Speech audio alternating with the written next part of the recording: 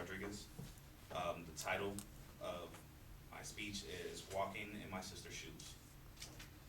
Imagine a life where walking is non-existent. Imagine having to spend the entire life depending on somebody. Imagine growing up looking out the window, watching children play and not being able to go outside and join in the fun. For my sister Carmen, she doesn't need to imagine this. This is her life.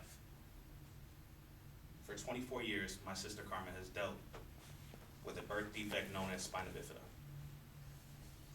which is an incomplete closing of the backbone and membrane surrounding the spinal cord. Carmen's in constant pain and she struggles. But she doesn't worry about her own life. She'll worry more about yours. Carmen has to face reality of living with spina bifida every single day. Failed surgeries, physical therapy, and false promises by doctors of finding a cure. The difficulty of growing up and not being able to live life like any other woman her age. Not being able to go out and find love. Not experiencing her teen years.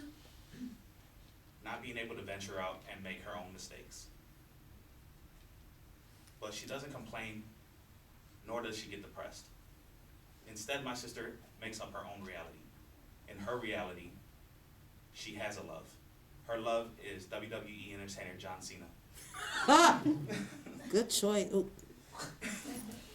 She pours herself into her family, worried about us more than her own well-being. She cares for her nieces and nephews like if they were her own children. Living with spina bifida, she's developed hydrocephalus, and which has caused my sister to increase her brain capacity of a child. National Institute of Neurological Disorder and Stroke estimates, and I quote, 1 to 2 of every 1,000 babies are born with hydrocephalus. Hydrocephalus is blood or fluid in the skull that causes the brain to swell and causes brain damage. Linda Rowley describes in her article, Welcoming Babies with Spina Bifida, and I quote, in addition to hydrocephalus, children with spina bifida have other conditions secondary to the neural tube defect, which may or may not present itself in any individual, including bladder and bowel complications, orthopedic problems such as spinal curve, hip dislocation, or club feet, which my sister has all. When my sister was small, she developed hydrocephalus. The doctors gave my sister 24 hours to live. But she overcame this and accomplished more than the majority of my family.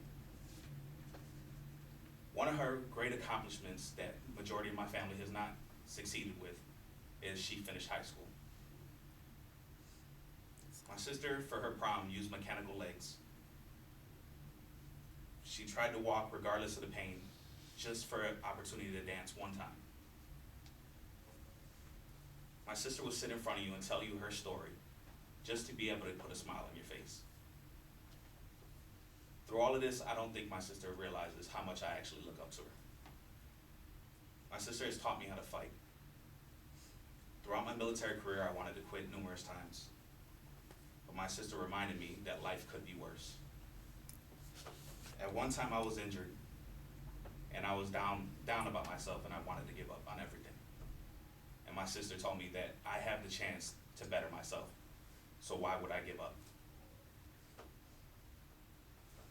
She told me never to accept the cards that are dealt if I don't want them.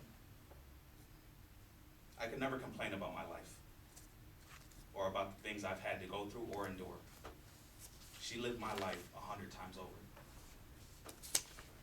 My sister may be disabled, but she lives with zero regrets, reminding my family every day to smile, to love, and to try and accomplish our goals. My sister is a hero in more ways than one. Now, imagine walking in her shoes.